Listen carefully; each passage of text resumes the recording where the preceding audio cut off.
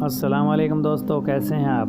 मैं अल्लाह ताला से उम्मीद करता हूं कि आप अच्छे होंगे, खैरियत से होंगे।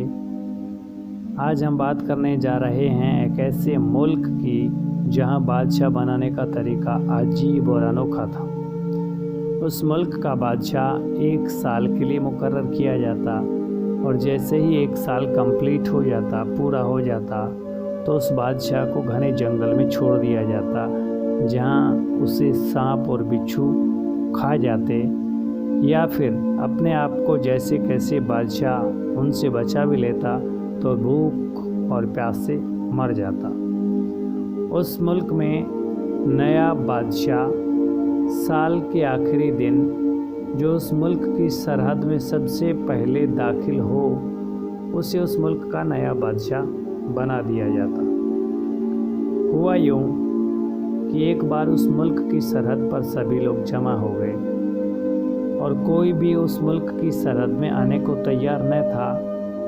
ऐसे में एक ऐसा शख्स, नौजवान, जिसे देखकर ऐसे महसूस होता था कि वह बहुत दूर से चल कर के आया हुआ है और थका हुआ है। उसने उस मुल्क की सरहद में जैसे ही प्रवेश किया, दाखिल हुआ, तो उस सरहद पर खड़े सभी लोग उसे अपने कंधों पर उठाकर नाचने लगे, गाने लगे, झूमने लगे, उसका इस्तकबाल करने लगे, वेलकम करने लगे।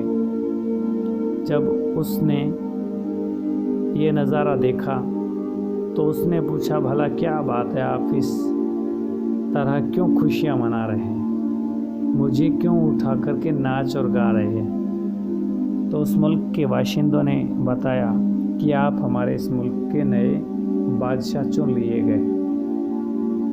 इस बात को सुनकर वह भी बहुत खुश हुआ। भला वह किसी दूसरी जगह से रोज़ी रोटी कमाने के लिए उस मुल्क में आया और उसे बादशाह बना दिया गया। वो खुश होता भी क्यों ना। अपने बादशाह अपने दरबारियों के पास गया, मंत्रियों के पास गया और उसने अपने मुल्क का कानून और जो पहले के बादशाह थे उनसे मिलने और उनके बारे में बताने को कहा। तो उन दरबारियों ने कहा कि इस मुल्क का बादशाह 1 साल के लिए चुना जाता है और जैसे ही 1 साल हो जाता है तो उस बादशाह को उन घने जंगलों में छोड़ दिया जाता है, जहाँ सांप और बिच्छू उन्हें काट देते हैं, खा जाते हैं, या वह भूख और प्यास से मर जाता है। इस बात को सुनकर हैरान हो गया।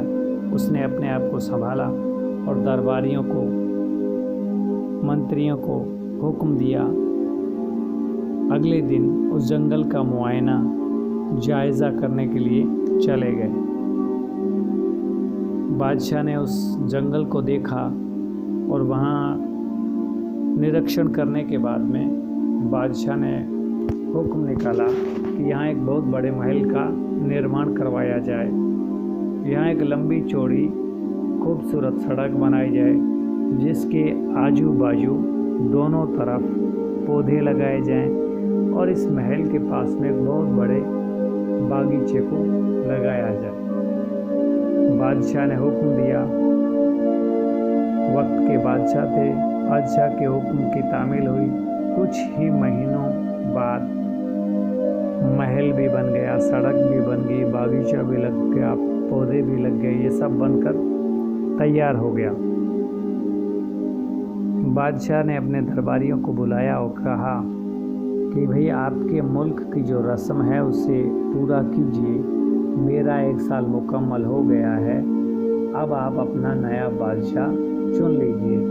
तो इस बात को सुनकर के दरबारियों ने कहा कि हमारे मुल्क में अब मशवरा पहले से हो चुका है कि हमें एक समझदार और अक्लमंद बादशाह मिल गया है। अब आप हमारे हमेशा हमेश के लिए बादशाह हैं। आप यहीं रहें, इस महल में रहें और हमारे ऊपर हमेशा हमेश के लिए हुकूमत कीजिए।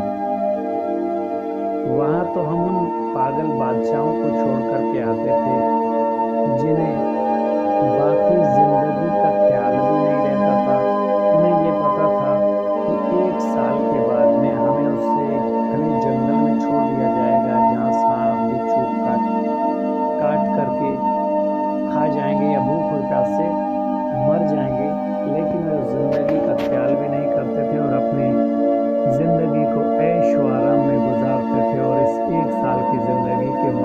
सकते थे।